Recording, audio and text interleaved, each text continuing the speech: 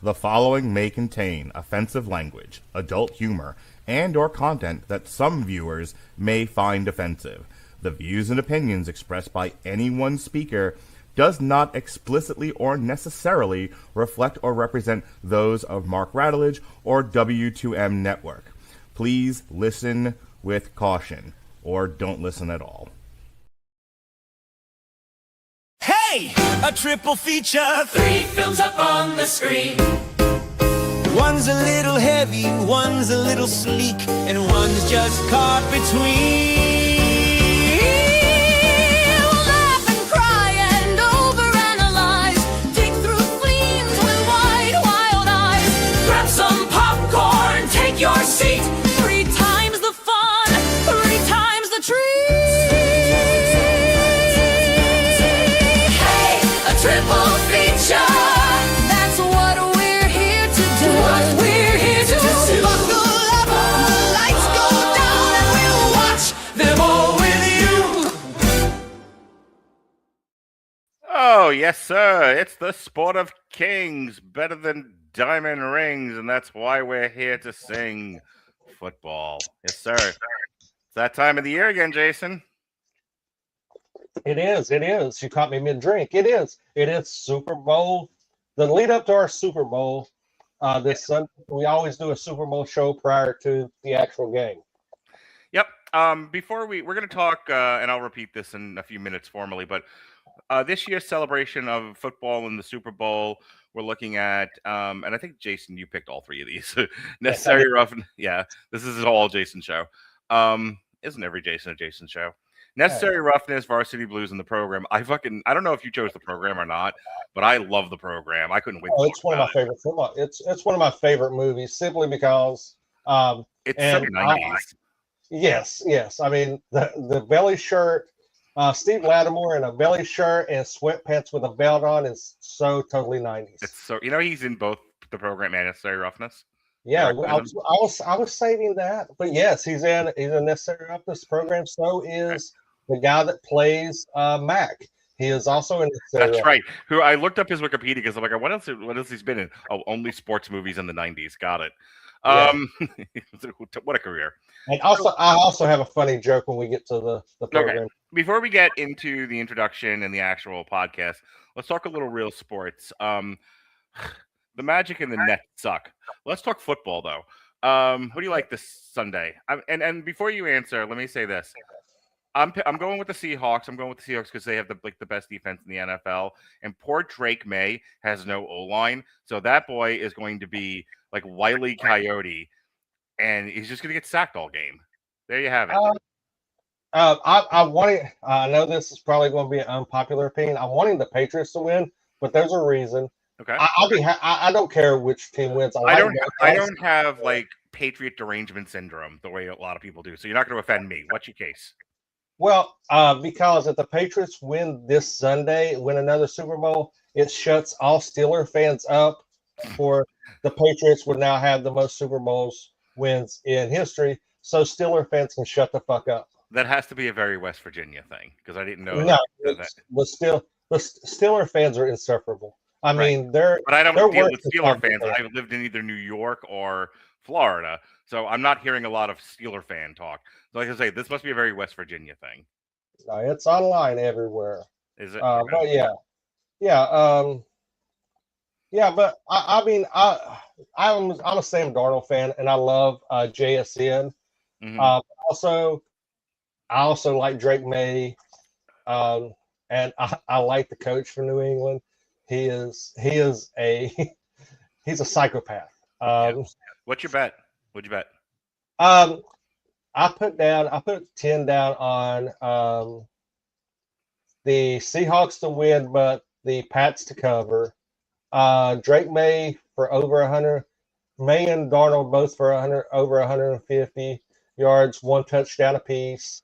And I took JSN over 50 yards, Cooper Kupp over 10 yards, and Stephon Diggs over 25 yards. So you did like a 90-leg parlay. Got it. What's your payout if it actually hits? My payout's like 279. Okay. I put 50. I only did 3 because I'm not a psycho. I'm a very efficient bettor. I just bet a lot. But I got Seahawks money line. I've got Sam Darnoldson over 2 touchdowns thrown, and I've got JSN over 6.5 receptions for a payout on $10 of who's yada yada yada. Really compelling stuff to start the show. Yeah, 175.91. But that's Right. that's kind of like my betting model these days is get to like a plus 128 on a $50 bet. And it's the old prop Joe from The Wire thing of you buy for 1, you sell for 2. Bet 50, Right. bet 50, net 50. Bet 50, net 50. That's what I do. Hey, that's perfectly fine. And a lot of people when they're doing, and this is kind of funny because I actually started March 1st. I actually have a college class on sportsbook betting. But a lot of people don't look at it like that. They look like this is why the federal government took away people's rights to get loans. Go on. Well, actually, it's a mathematics class for statistics. But they say, well, I bet $10 and won 120, and I'm like, no, you won 110. They're like, Right. no, I paid out, and I'm like, you got to take away your $10 you bet. You're just getting that money Right. back. If I bet 50, I didn't win 100. I bet 50, I won 50. Right, and people don't understand that. So I've got a NBA going on right now. I mean, I had $1.64, and I bet it to pay out $13. Well, I'm fucking okay. So I have a 4-leg. So sports betting and working from home has turned me into just an all sports watcher. So like I wake up in the mornings and I watch ladies tennis. My girlfriend says it's because I like to hear them grunt and wear tight outfits. She's not wrong. The second thing I've gotten into is soccer, specifically like Saudi soccer, because it's on in the middle of the day and it's fucking hilarious. Like the team that I bet on, it was Al Hilal versus Al Akdud, and Al Hilal won like 6 fucking goals to nothing. It was great, like the best soccer I've ever seen. But I did a 4-leg bet. That one won, and I've got the Nets and the Magic to go over 209, which they might make it, but they have to make me fucking sweat because like they couldn't find the fucking rim for the first half of the game, the first quarter of the game. And then I've got the Charlotte and Rockets over 213, and then I've got if I make it that far, the Warriors versus the Suns over 212. Oh, And not bad. pay, on 50 that pays 210. What you got for tonight, buddy? I mean, I just took all money lines. I took the Magic, Hawks, Raptors, Rockets, Spurs, and Suns all money line. Like I said, I mean, you like lottery ticket betting. Split. You like lottery ticket betting, don't you? Well, I mean, to get any significant payout, I mean, I'm not going to bet $1.64 to win $3. So I just went on money lines, so I can at least get $12 to pay out. That's fair. All right. So you want the Patriots to win to shut the Steelers fans the fuck up, but you think you're with me and most sane people that this is Seahawks all day long. Yeah, as long as they don't get down to the 1-yard line and decide to pass and get an interception. I'm thinking it's going to be close to the game with. I think it's going to be a spanking. It's going to be like in the 40s for the Seahawks, somewhere between 10 and 20 for the Patriots. I think my prediction is I'm going to say 30 to 29. I think it's going to come down to a failed 2-point conversion. Let me ask you a quick question since we're talking football, and I think this is okay. And it's the last general football question I ask you before we get into the films, which is why we're here. Okay. Why do the O-line suck in the NFL wide? Because nobody develops that position any longer. Nobody wants to be an offensive lineman. They want to be a stat sheet rather than a contributor. You have too many egos just like in the NBA.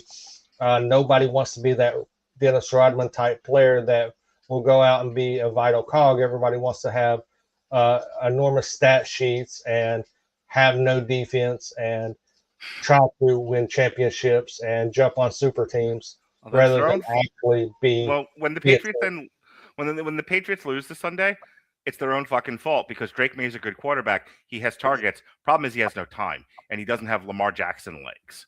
So he can't. So, I mean, the fucking Tampa would have made it further into the playoffs rather than the stupid Panthers had they had an O-line. Like I watched football all season, a lot of Monday Night Football, and I swear to God, the difference between a winning team and a losing team was their ability to protect the quarterback. If you want to see that.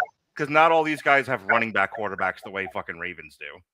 If you want to see that, look directly at the Chargers, who are destined to get Justin Herbert killed. I'm pretty Justin sure. Herbert all season long. Oh no! Yeah, we're going to talk about that in Necessary Roughness. There's a scene that reminds me of Justin Herbert in Necessary Roughness. Once we get into the film of that. All right. Good conversation. Tonight on Triple Feature, we're covering 3 football movies from the late 80s and 90s that approach the sport from very different angles. Varsity Blues, The Program, and Necessary Roughness. Varsity Blues, directed by Brian Robbins and written by W. Peter Iliff, was released in 1999, stars James Van Der Beek, fresh off his Dawson Creek run, Jon Voight, Paul Walker, before he died, and Scott Caan, and made about $54 million on a roughly $16 million budget. It's the small-town Texas football movie. Pressure, injuries, and a tyrant coach that became a cult staple. The Program, released in 1993, was directed by David S. Ward and stars James Caan, yet again, Omar Epps, Greg Sheffer, Kristy Swanson, yet again, because we can't get enough Kristy Swanson on this network, and Halle Berry. It aimed for a darker, more realistic look at college football, steroids, and exploitation, grossing around $23 million and becoming best known for its controversies rather than its box office. And finally, for some shits and giggles, Necessary Roughness, from 1991, directed by Stan Dragoti, stars Scott Bakula, Robert Loggia, Sinbad, and Kathy Ireland. It's the disgraced team rebuild comedy made for about $13 million, earning roughly $25 million, and it helped codify a formula Hollywood would reuse endlessly. 3 movies, 3 tones, 3 decades of football storytelling. Let's get into it. You wanted to start with Necessary Roughness, which is the exact opposite of where I wanted to start it. So, but this is your podcast, Jason. So go ahead and take over. Necessary Roughness. Necessary Roughness. It was ahead of its time. It was this down and out football team, and this is kind of loosely based on the scandal from the 80s where SMU received the death penalty after having a winning season for a lot of recruiting violations, paying for players, and everything. So that's where the loosely based storyline for Necessary Roughness come from. They went out, they took a look because SMU basically received what the NCAA calls as a death penalty, where they had to forfeit it like multiple seasons, and I think it took like 2 to 3 years before SMU even fielded a football team. They had no scholarships, so they did exactly what they did in Necessary Roughness. They turned to the student body, and it was very rough. SMU did not rise to a prominence till the mid 2000s. That's when the program actually rebounded from getting the death curse to actually build up to where to be a decent mid-major program, what we see today. Scott Bakula in this movie I think he's 35, if I remember correctly. Doesn't look a day over 40. No, he's a 35-year-old former high school prodigy quarterback who is recruited, who comes out as a freshman and leads the Armadillos to a reputable season. Now, along the way, we get some characters like Featherstone, Sarge, Maui. Who's the ninja? That's Sarge. Okay. Yeah. And that's one of the funniest scenes. Is the penalty at the end of the game. Him fucking kicking and punching people on the field isn't funny to me. The Yeah. referee Yeah, calling that's penalties, Yeah, calling fucking penalties as he's doing Yeah. it. He's like ninja kick, like whatever he calls it, and he's like, forget it, Yeah. 15 yards, unnecessary roughness. Yeah, and then as it progresses, you see some people added to the team. Most notably, Sinbad, who is a student, is actually a professor at the college, who has 1 year eligibility left. And then they have their kicking woes, and the assistant coach looks and recruits a female soccer player, which is Kathy Ireland. Not the first time nor the last time that'll happen in a football movie. No, but it was actually the first time it was depicted on.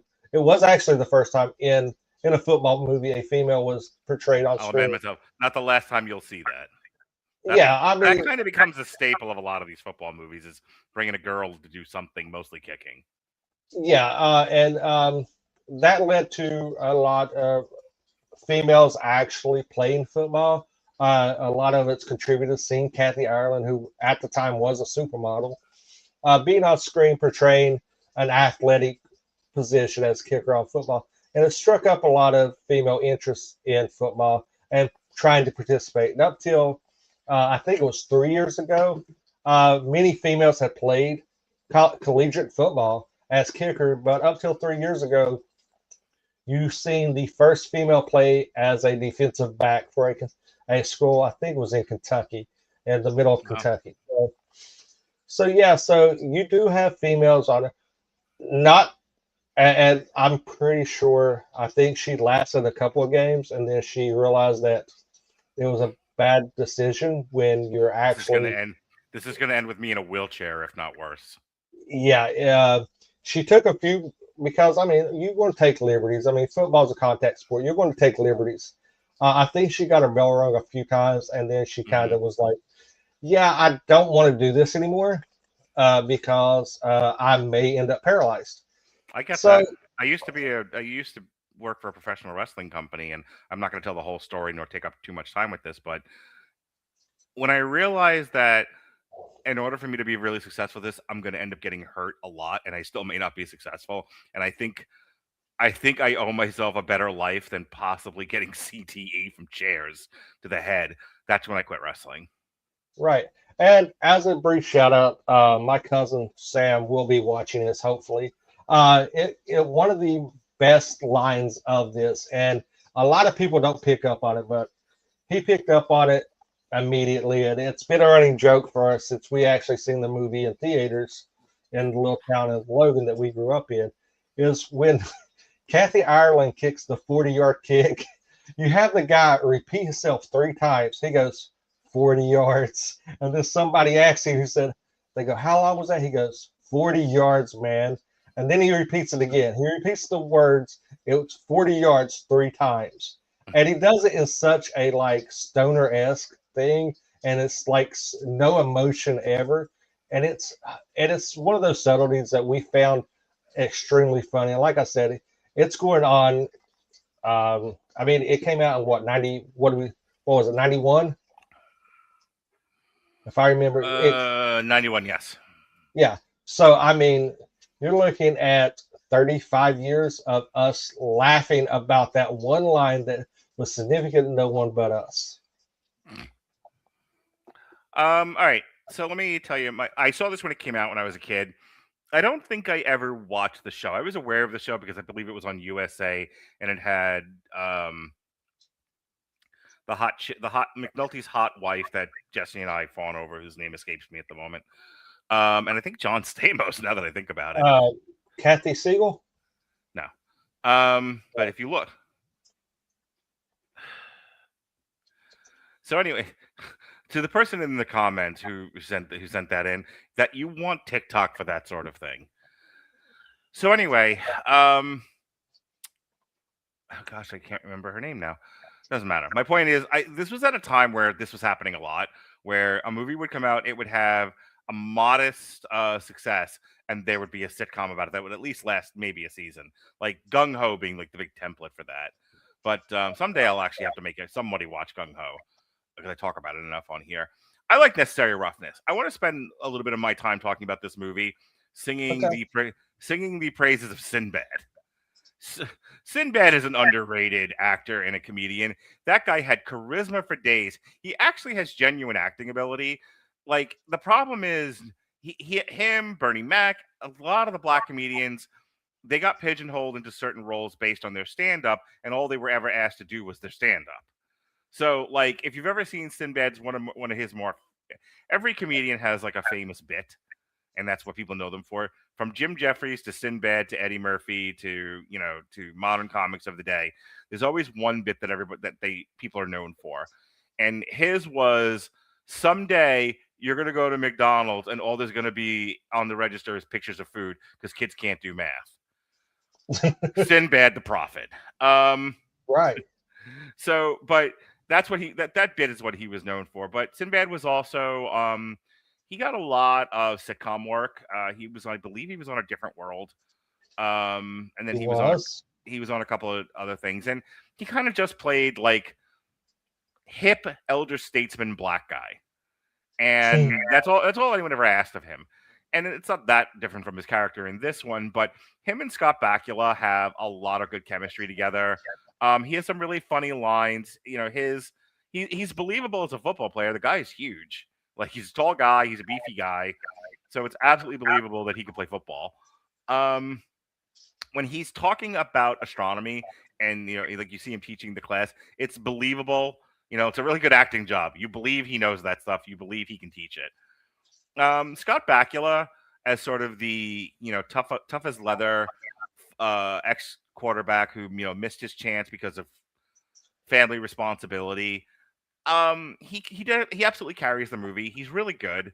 Like, whatever you think about Scott Bakula, whether you knew him from Enterprise or gosh, what was the other sci-fi thing he was known for? Was it Sliders? Yeah. No, Quantum Leap. Quantum Leap. I knew it was one of the two.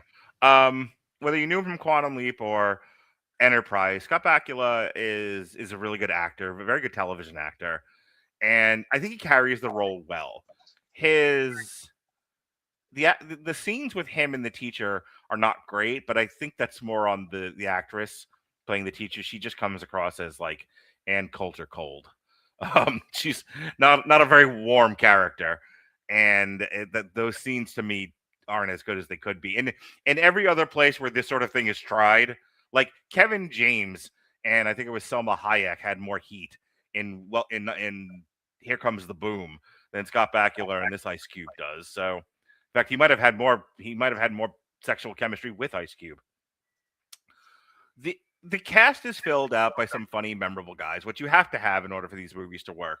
So you have Manu the Samoan, the only Samoan not related to The Rock, and he's fine in this. He's doing the I'm Samoan thing and everything. And that is my entire character is I'm Samoan.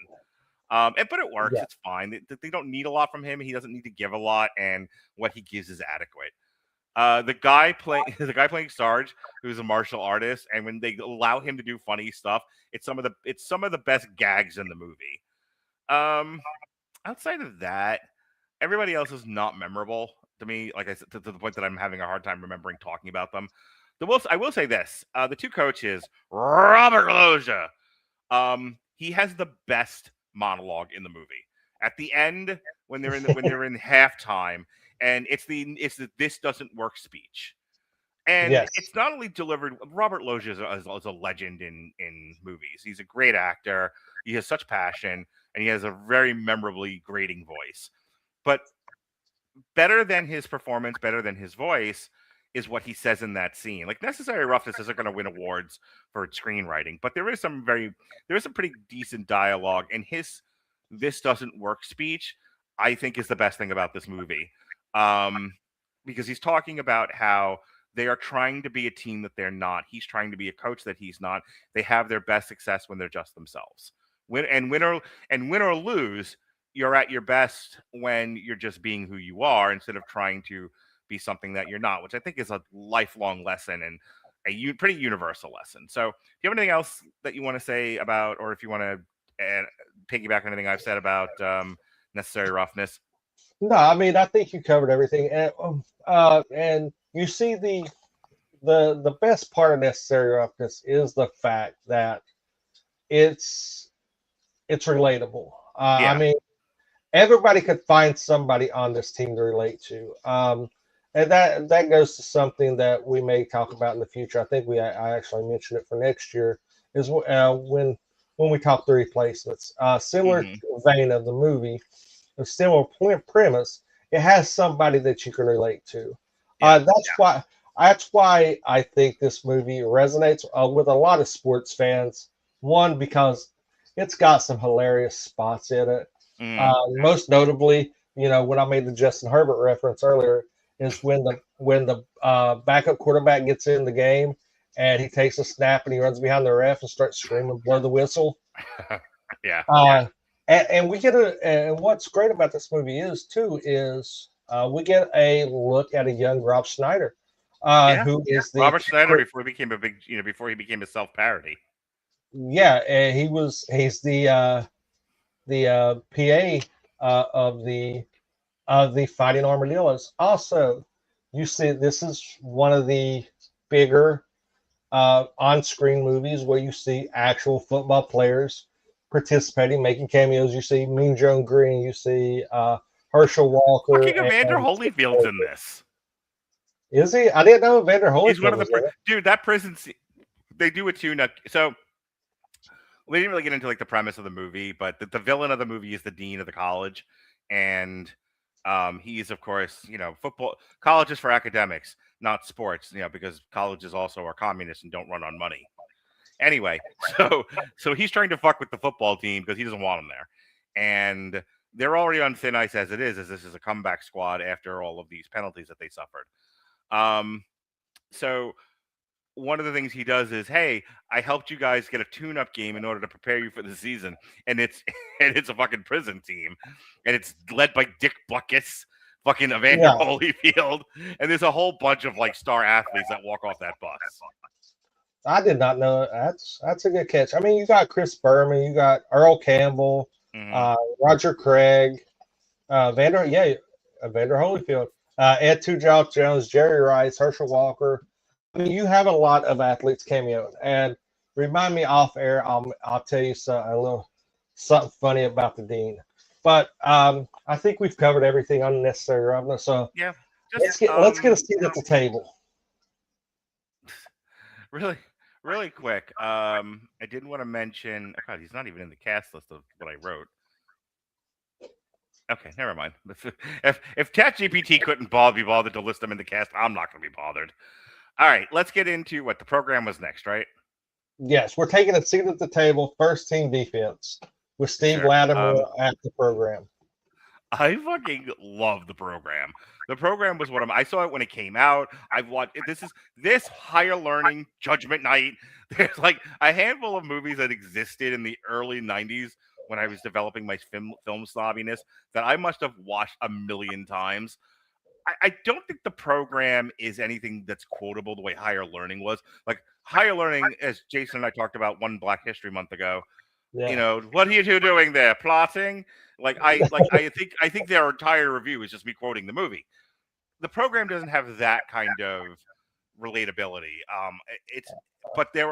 It's visually relatable. Like there are things about the program that visually I remember. Latimer's fucking face makeup. Holy Yes. cow.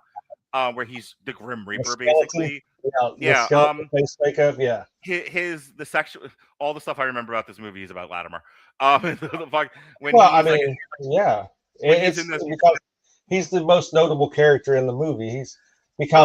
you're supposed to sympathize with Omar Epps and whoever Schmo plays Joe, but the kid who's the quarterback, you're supposed to have sympathy for because he's traumatized and neglected and a drunk, and you don't. I forgot Kristy Swanson was in the fucking movie. I remembered Omar Epps because he's token black guy, and then who has to deal with the chip on his shoulder, and then but yeah, you're right. The most memorable character in the goddamn thing is Latimer from his size, his professional wrestler look, but also because he has the most unintentionally funniest fucking scene in the movie when he's throwing the girl around the room. Yeah. You know, Now, which version did you see? Did you see the original cut or did you see the edited? I saw whatever is available on Amazon Prime for rental. Okay, so you didn't have the original cut. You well, I mean, you said you seen Was that this. scene worse than the original? Because I remembered it being worse. Like she fucking gets like No, javelin thrown across the room. No, that's all real. The only difference between the original theater run that was out for about 2 weeks, and what you see now is there's a scene right at the beginning of the movie when they're in the bar and James reading Sports Illustrated. Well, it flashed forwards to a little bit later on in the night, and they're laying down in the middle of the highway, and he's reading the Sports Illustrated issue, and he keeps saying, "Yeah, they tell me that I do well under pressure," and like Alvin Mack and Latimer's like sitting there, like they're like, "Can we just go? We don't want to do this anymore." And like he's just sitting there reading Sports Illustrated on the yellow line in the middle of a highway. Right. I remember. Well, first of all, when I was doing my notes, which started with, "Oh my God, was Kristy Swanson in all the movies in the '90s?" And the answer was yes. But Yes. I was talking to ChatGPT about the program, and it said, yeah, it was more known for the reading in the middle of the highway thing than it was anything else about that movie. And I'm like, really? Because that's the last thing I fucking remember. I was reminded of it once it said it to me, but that was I didn't even remember that part. It was not impactful, Jason. So let me ask you. The reason why it was impactful because the reason why it was cut out is because there was like kids out there mimicking it and getting ran over because. Oh yeah, no. I know it was impactful to the rest of the known universe. It wasn't impactful to me. Then again, I didn't lay in the middle of the road because I saw it in a movie once because I'm not a dumbass. Well, 90s kids, dumbass. It kind of goes hand in hand. Us Gen Xers kind of are dumbasses. No, if you're like, Mark, don't be a snob. I know you imitated something from the 90s. Yes, I imitated kids. I wiggled my penis in my bathing suit. Okay, that's more information than I needed, but okay. You seen Kids? I should make you watch Kids one day. No, I don't. I don't want to see it. I've heard it. It does not. The ADR sound effects in Kids is mwah, chef's kiss. Yeah. So, and also, we're going to talk about Omar Epps, who was the most decorated athlete of the 90s, who went on to become a doctor. Mm-hmm. Because not only was he in the program, he was also in, what was it? It was a basketball movie he was in, and he was a running back in another football movie. But yeah, if they didn't need young black guys in sports movies, Omar Epps would have never have had a career. Yeah, I mean, Omar Epps was great, and then he went on. Since he had 3 full-ride scholarships, being the absolute prime of Peak's physical specimen, that he went on and worked for Dr. House on House. Sure. So Omar Epps, I'm trying to see here. I know he was on. I know he was in this. I know he was. I want to say it was maybe Love and Basketball. Yeah, he was. That sounds right. Basketball, and he was on. He was also in Hire and Don't Be a Menace. Yep. And he was. Dude, we basically did an Omar Epps episode last year. And I didn't realize it. I didn't realize it because he was in, and he also played in Major League 2, replacing Wesley Snipes. Yeah, that's right. He takes over for Willie Mays Hayes. So, all right, I'm gonna talk a little bit about the movie, and then you can kind of chime in. I love the program. I think the program is a lot of fun to watch. It is a cautionary tale about the pressures of college football. Told as sort of with the tenor of an after-school special.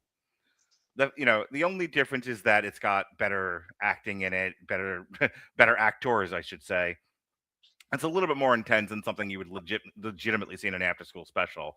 So it does rise to the level of major motion picture, but it's very much like here's Here's a quarterback cracking under pressure who comes from an abusive household, whose father doesn't love him and is a drunk. And we're going to watch him fucking unravel and do reckless stuff. Here's Omar Epps. He comes from the sticks, and and he's black, and he has to deal with, and because every one of these movies has to deal with systemic racism of some kind and inter black fucking self-hatred, because again, he has to deal with classism. So Halle Berry's in this, because people should know Halle Berry wasn't always an Oscar-worthy actress. She did some shite.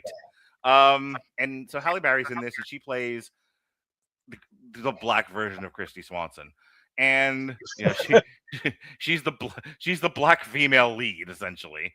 Basically, because she's a black academic scholar, and she's dating like a well-to-do black athlete, and his whole thing is like, I'm not gonna let some fucking dumbass kid walk in, take my position on the field, take my woman. I'm better than you. He's basically black MJF, and and it works. It's one of those movies where it's fun to kind of see them deal with the fact that, like, because sometimes the way, especially on film, especially back then, black people were sort of presented as sort of a monolith, where it's just like, it's black people and then a bunch of different kinds of white people. Nope, different kinds of black people too. And there was as much classism in the black community as there was in the white. And like Halle Berry's dad is just like, why are you dating some ordinary athlete when you have a guy who wants to be a doctor who wants to bang you? What's wrong with you, dumb girl? That may have been different in the movie, but that's how I heard it. You just layman's terms. Yeah. So I would say the thing to talk about and really just kick back and forth for just a little bit is the Latimer stuff, because Latimer and Featherstone Featherstone are the two biggest. Well, Mac in this. Mac, Mac. Sorry. I was like, I think I have that character name wrong, but it's the same guy.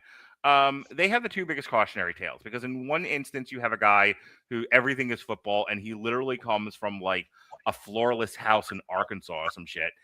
And if this doesn't work out, he has nothing. So football becomes his life. And then he gets so critically injured, his life is over. And then there's Latimer, who wants so badly to be a part of this football team that he's willing to do anything, including, abuse steroids. And it nearly gets him. Frankly, had he not been a protected college athlete, he'd have gone to prison for the felony he committed. And that's touched on at a different aspect too, is the protect. But yeah, I mean, with Alvin Mack, you see it. It's not the injury. He breaks his leg, but they treat it like he's like he got diagnosed with bone cancer and has six. But yeah, I mean, who are you to judge? Yeah, you see at the beginning of the movie, you have where he gives. It's Christmas. It starts off with Christmas because they just missed the bowl season. They didn't become bowl eligible, so everybody's home for Christmas. And Mac's an incredible athlete who is dumb as a box of rocks when it comes to school, but his football IQ is off the charts. I mean, kill everyone. Hit the quarterback so hard his girlfriend dies. Stuff like that. But he's dumb as a box of rocks. He can't read. He's illiterate. And it shows the perils of that in the college. Right. But he gives his mom a like brass door knocker with the name on it, and he says, once I'm drafted next year, I'll buy you the house to go with it. And it's basically the cautionary tale of the black man getting out of poverty and becoming a star athlete, and all that's taken away with I think 2 games left. Yeah. Then you have Latimer, who for the 4 years he was part of the football team, he was on punt returns and kick returns, and then all of a sudden he puts on 35 pounds of muscle over one stomach. Don't be suspicious. Don't be suspicious. Right. And he goes, and like the coaches all know, and they go, well, you kind of bought that. He's like, yeah, I hit the weight room pretty hard. It's like, we don't think that. we don't think that. And then you have then they try to make was the weight room gamma irradiated? Yeah, I mean, I wish it would have showed him prior to the thing, and then showed the transformation. Looking like pre-Captain America Steve Rogers. Yeah, just fucking Schwarzenegger from the critic. No one must know. Yeah, but then you see him. Like I said, one of this movie has one of the. I forgot about the scene, but it has one of the most disgusting scenes in on somebody getting puked on. Is when Mac. It's the first game of the season, and Mac and Lattimore walk up to each other and spit in each other's mouth. I think that's absolutely disgusting. Whatever, pussy. No, I mean, I'm saying in that era. Okay, fine. In that era. Now, I've seen far worse. I know we have. You have, Mark. We won't talk about that. This is a football show, not your the vanilla test show.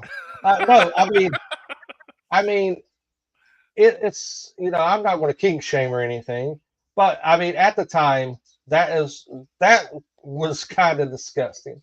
I mean, to each their own, but two grown men spitting in each other's mouth is not I would like to remind you of the internet game we all played called Two Girls, One Cup.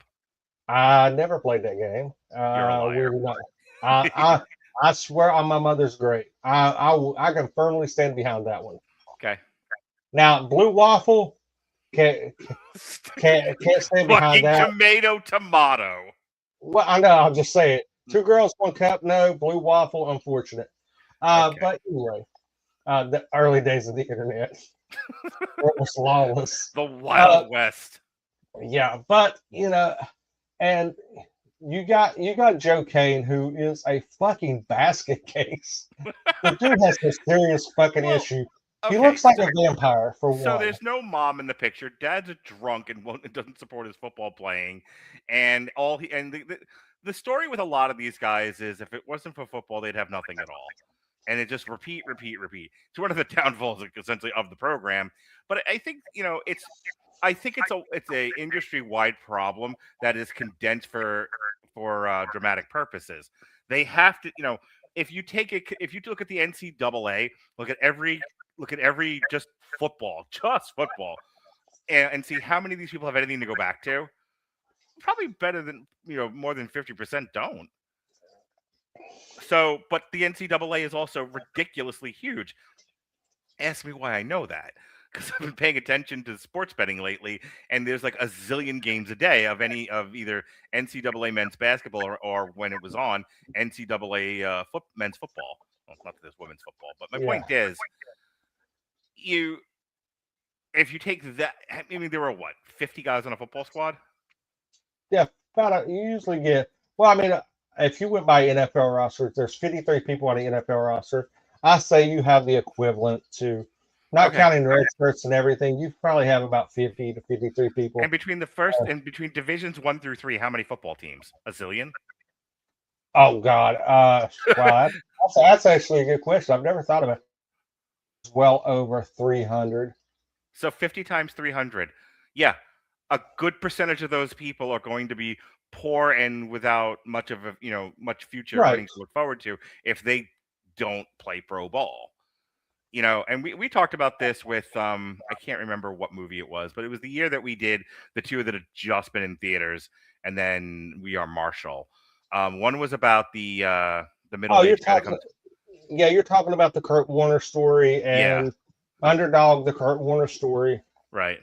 And I can't remember the other movie. Yeah, but that one was about them the one guy sitting out of a bowl game unless they agreed to renegotiate with the NCAA and start paying athletes. National champions. Right. And we had that conversation back then, and we'll probably continue to have it in the future as long as we do these, that for a lot of these guys, their one shot at being able to make a decent living is the NFL. And the NFL is finite. There's X amount of teams, there's X amount of positions, and you are competing with a zillion other people. Well, I'm glad you brought that up. That brings up a very interesting thing now. With the current NIL deals, If you're going in round 2 or later, you should never leave college early. And it also brings up the whole transfer portal that's in place, because not long ago you could, if you transferred, you had to sit out a year. Now you're getting paid to play, and you've got the kid that left Tennessee that demanded like $5 million a year, and nobody wanted him. Ended up going to UCLA and failed, and it proves that the transfer portal. I mean, just in the 2025 bowl season, Marshall lost their head coach Charlie Huff to a inter division rival, and they didn't have enough. They had so many people enter the transfer portal, they didn't have a team to field to play the bowl game. They had to field the bowl game. There's That happened. Talk of that on TikTok around the time that it was happening. Not just that specific incident, but just that there was people were doing TikTok commentary on the problem with the portal. Yeah, the portal has ruined college football and college basketball as well. I mean, you're making, that's like I seen a kid the other day. It was on TikTok. He said he's a high school phenom and everything, and they're like, well, where are you going to college? And he flat out said, whoever pays me the most money. He said, I don't care about my education. He said, I'm looking to get paid. Right. And then it's like, well, if you enter the draft, he's like, why would I enter the draft when I can go to college for free and get paid what I would make in the NBA draft? Yeah, look, I get the kid's point, and we're talking about the early '90s here. This is long before anyone gets paid to go to college. So for a lot of these kids, it is literally the NBA or the NFL or bust.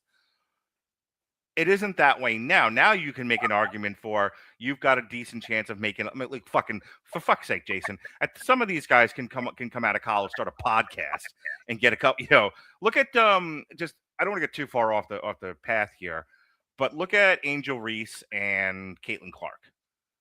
These people had deals in place as they were leaving college, and their endorsement deals between college and the WNBA were more than what they got paid in the WNBA. Ask me why I know that, because that's all Angel Reese talked about.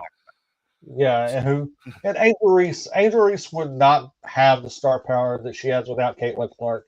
And Caitlin Clark is Angel Reese. Look, I don't think Angel Reese is like, God's touched child or anything. But be fair, the woman managed to get brand deals all on her own, regardless of Caitlin Clark. Well, it's because of the notoriety from one game against Caitlin Clark. Angel Reese wasn't even the best player on her team. She got a viral moment against Caitlin Clark, who is arguably the greatest female basketball player currently. Tallest midget. And we see that we see all the hate she gets because, I mean, we won't go into that, but she gets a lot of hate for specific reasons. Talk about racism in sports. Let's talk about the program some more. I very much enjoyed this movie. It's very much a product of its time. Your final thoughts? I think the program is a. By the way, is it really fun that we're doing this podcast and we're both keep checking like the other sports on our bets? Yeah, yeah. Like the most distracted you and I have ever been. But I think the program is a very underrated movie. I think if you're a sports fan, especially a football fan, you definitely need to add it to your watch list. Go watch it, and it's basically loosely mimicking some of the SMU stuff, but it's pretty much made to look like they're Florida State with the colors and everything in their game schedule. But yeah, I mean, the program is one of those cautionary tales that you see in sports, and you want to see the success. And like we talked previously, there's really no likable characters in the program. There's people that are like horrible, but you can't help but like them. Well, Omar Epps gets his shit together by the end of the movie. Yeah, but he's insufferable. The first 90% of the movie, he's insufferable because he's a highly recruited player who projects that, just like many players that come in thinking that the world's going to be, and then they get to the school and they're not the hot shit they thought they were while they was getting recruited. Yeah. All right, let's talk about Varsity Blues. Yes. I had to have seen Varsity Blues at least once, probably when it came out, and then never again in my life. Because when I watched Necessary Roughness in the program by myself on my iPad. Varsity Blues, I made sure to watch with my kids, and it was so funny because I told them we're only going to get to watch one of these, and I let Jonas pick, but I said check the parent. Jonas, check the parents' guide. Make sure there's nothing. Pick the one that doesn't have any issues that we're going to have to deal with because I don't want to put up with shit from you or your sister. And he was like, right. Honestly, I just should have shown him Necessary Roughness. But Yes.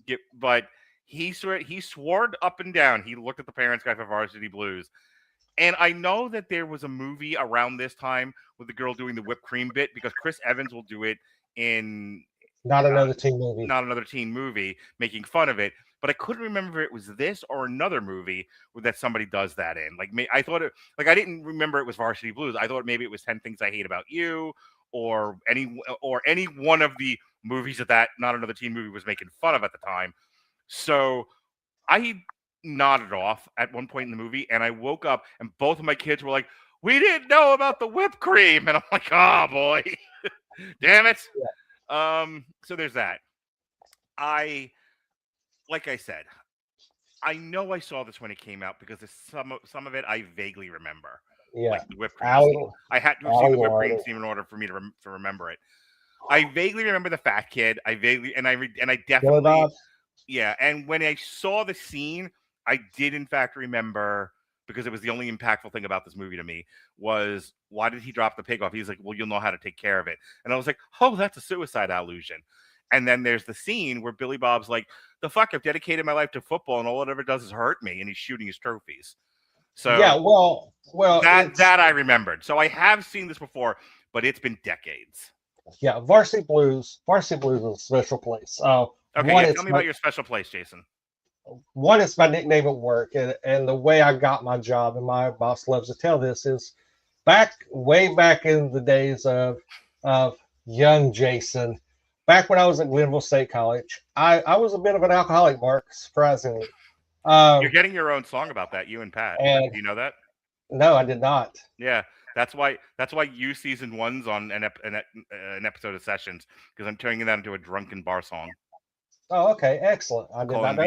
Calling me Share Too Much Blues. But way back in the day, I was a bit of an alcoholic. Sure. And I might have got drunk, and one of the guys that lived on our floor had a pair of cowboy boots that were about my size and a cowboy hat. Mm-hmm. And I might have got inebriated and went walking down the hall with nothing but his cowboy boots and cowboy hat on, a football bat, singing "She Broke My Heart, So I Broke Her Jaw." I don't know why you guys pick on me for my naked exploits when you've all, except for Robert and maybe Jesse, have naked exploits of your own. Oh, I've never picked on you. I just don't do it. I do it in college, not in my adult years. I blame frontal lobe development. Whatever. Pants are a tool of the patriarchy. Down with pants. But I mean, as long as you know me, as long as I've known you, you've been down with pants. Yes, sir. But yeah, I mean, and that's how I told that story in my job interview, and that's how I landed my job now. Nice. But Varsity Blues is one of that and Friday Night Lights, probably the two closest realistic football movies. I mean, you have the I think I saw Friday Night Lights when that came out too, but I definitely did not watch the show. Well, I've got a story about Friday Night Lights, the movie Friday Night Lights. I actually knew Booby Miles. I got to know him via Facebook, actually.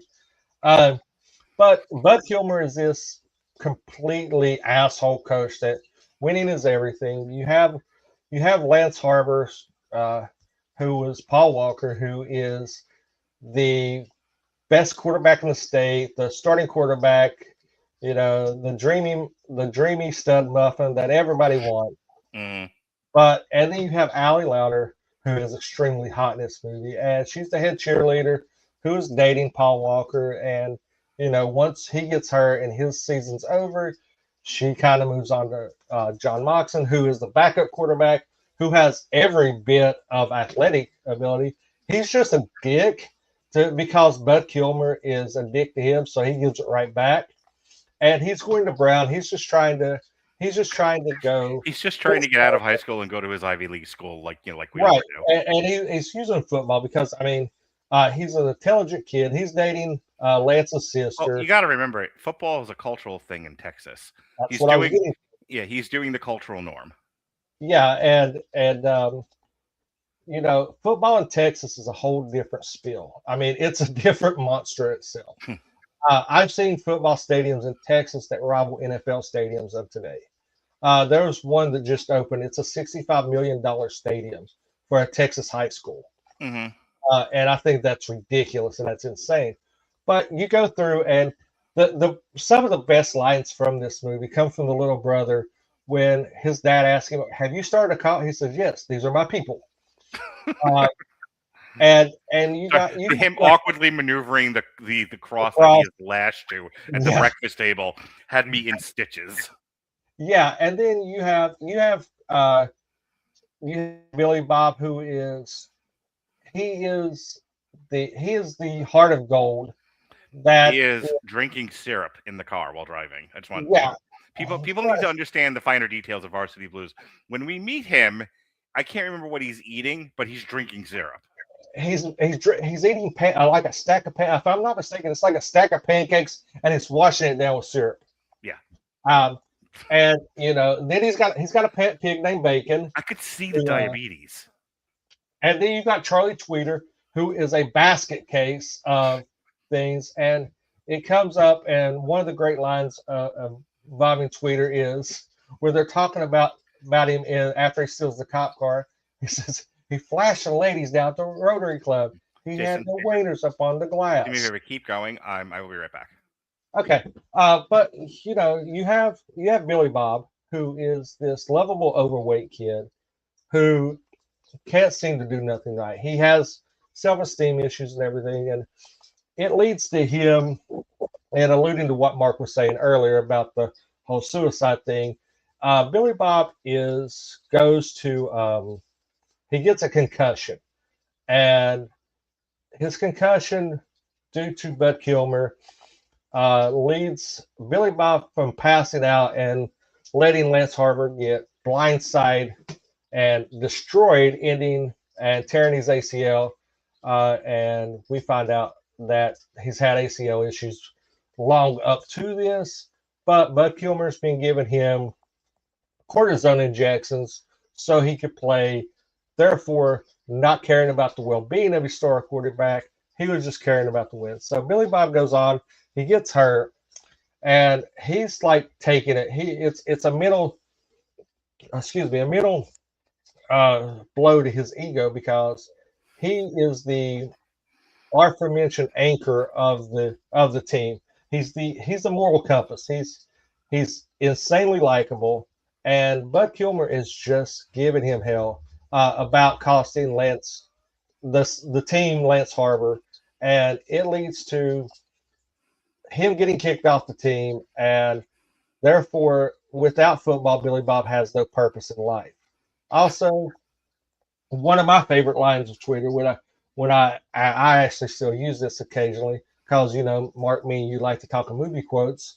I'll randomly look at somebody and go, couple Vicodin, couple beers, and the panties drop, and it's nice. And if anybody's ever watched the movie, they look at me and go, "Tweety, you think you're like?" I go, "It's nice." Can I tell you how my kids' takeaway from this entire movie was essentially, don't strip at the strip club near the school you teach at. It's not that hard. Right, and the hot for the teacher moment is funny, and the whole male fallacies conversation is quite funny. I mean, this movie has a lot of heart to it. Let me tell you realities. Let me tell you, for me, this movie is all Jon Voight. Jon Voight is the devil, and the thing of it is that Well, it's easy for me to say that if Jon Voight's character were here right now, he would say, "What was I expected to do? Football is a religion in Texas. When Right. there's killing babies and then there's losing a football game, and I'm not sure which is worse." So when you've set up a cultural meat grinder that the way they have in Texas football, then everything gets sacrificed to it, and that just becomes the norm. And I'll tell you, there's no excuse for what he does to James Van Der Beek in the locker room, because everything up to that point I can justify with what I just said. I cannot justify him putting nearly beating the shit and choking a student, as much as I'd like to. You just can't. You just can't choke a student. You can't. And it's good that they use that moment to be, the deciding factor in the movie, to where Jon Voight's like, okay, well, I hope you'll forgive me for nearly killing a kid. So follow me to the field, and they won't go. And then, he's like, all right, I've gone too far. I've gone over the bend, and it's time to make a change. And then with as if they knew that, James Van Der Beek's like, well, we waited in here like assholes for long enough. Let's go out and do things our way, and we'll win the game, and it'll be fine because this is Hollywood, which I'm okay with. As sarcastic as I'm being, like, that part of Varsity Blues lines up with any other sports movie like this, where it could going right back to Necessary Roughness. Be yourselves, and everything will be all right. Win or lose, maintain your integrity. That's the important thing. So, couple of notes that I have. It's a little too long. This movie drags in places. I wish they would. I think 90 minutes would have been fine. This I think might be around the 2-hour mark, and you get the point fairly early on, and they never make another point. And building up to Billy Bob alluding to killing himself, that's the big turnaround point in the movie. The strip club scene is way too long. I think Varsity Blues is an okay movie, but it needed another pass through editing.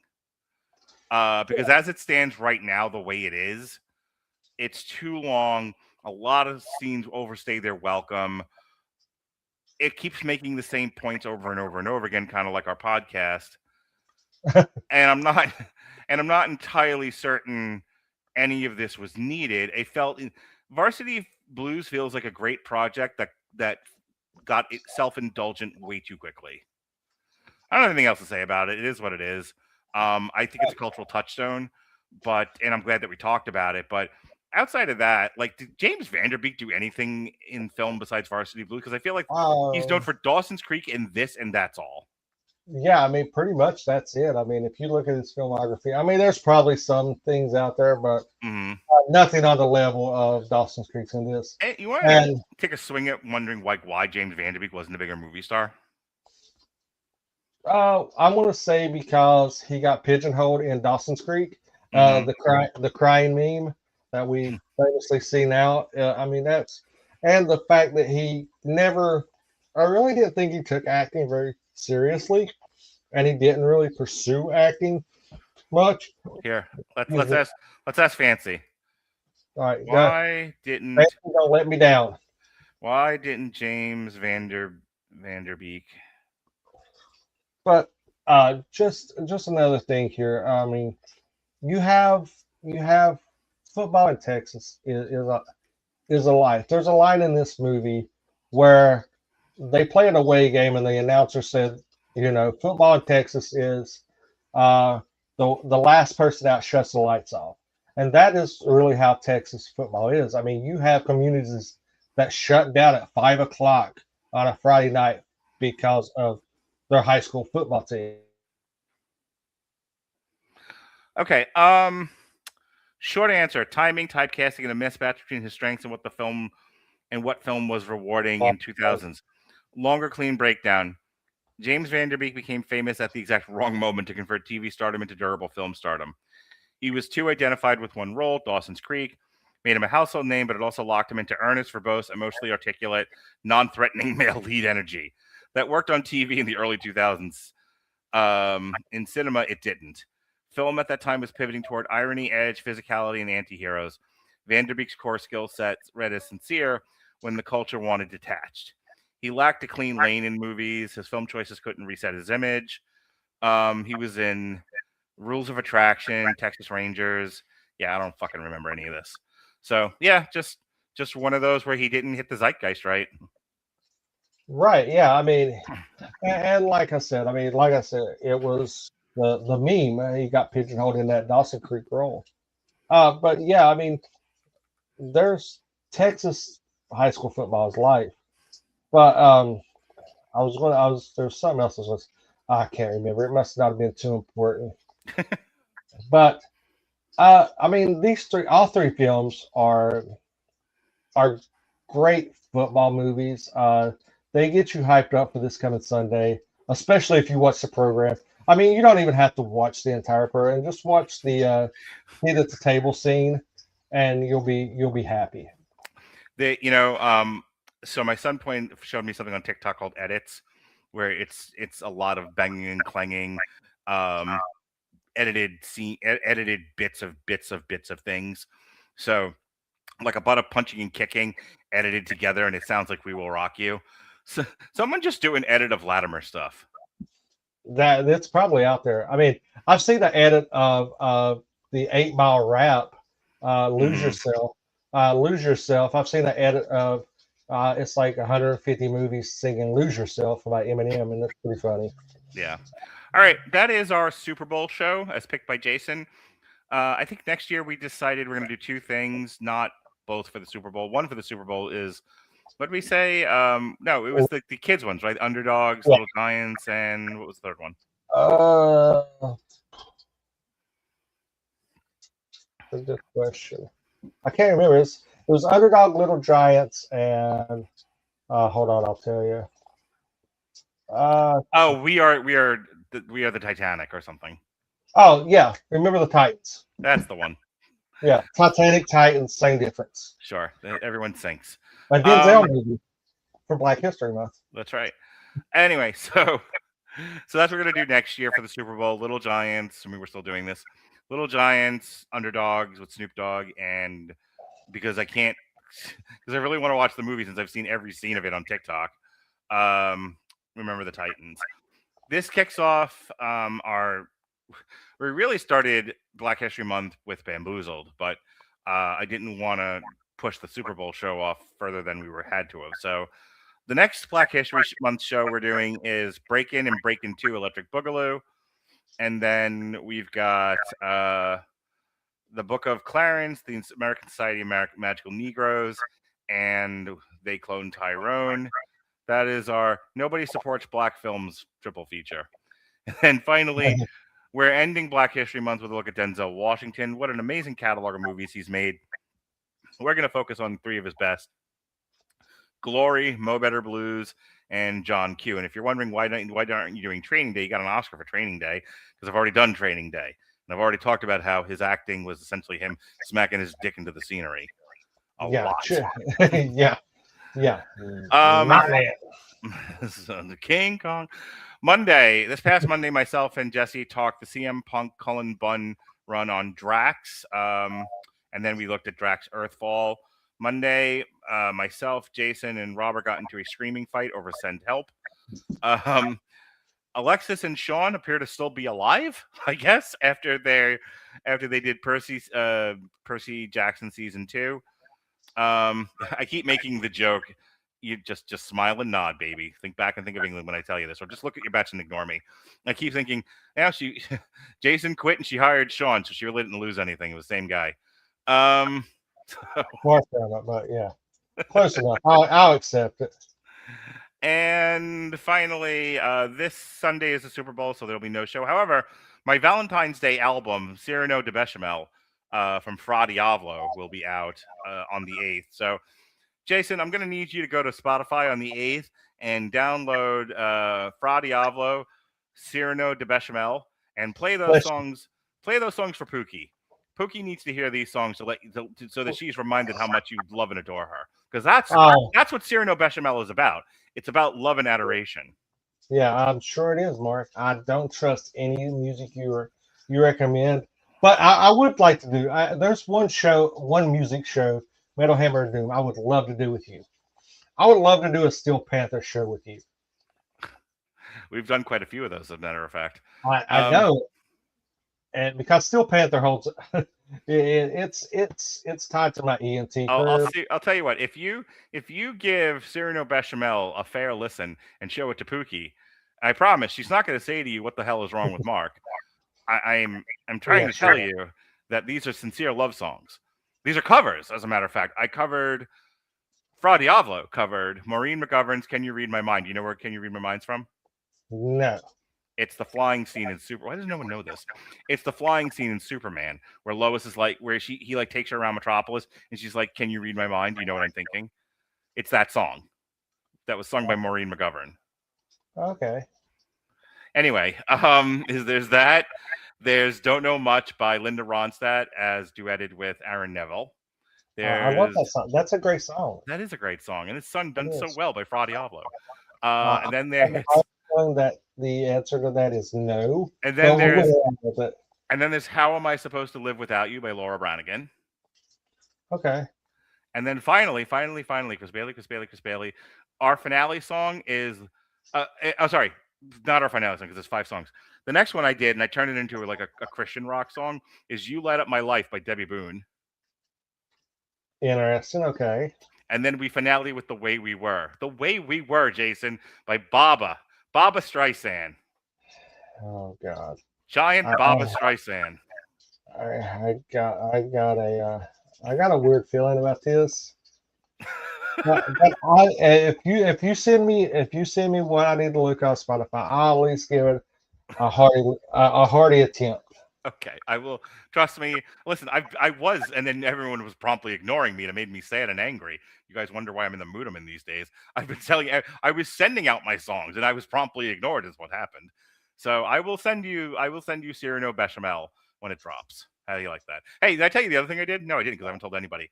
So you know how I've been like weirdly obsessed with Jake the Snake Roberts' Hall of Fame speech? Yeah. Okay, so you know how the Basketball Diaries features the Jim Carroll band singing all the people who died? Yeah. I took the beat and song and lyrical structure of all the people who died and merged it with Jake the Snake's Hall of Fame speech, where he incongruently and non sequiturly said, "All my friends are dead." So the song is a recitation of all of Jake the Snake's contemporaries who have died, and the chorus is, "All my friends are dead." Excellent. That should be interesting. Comes out in a week.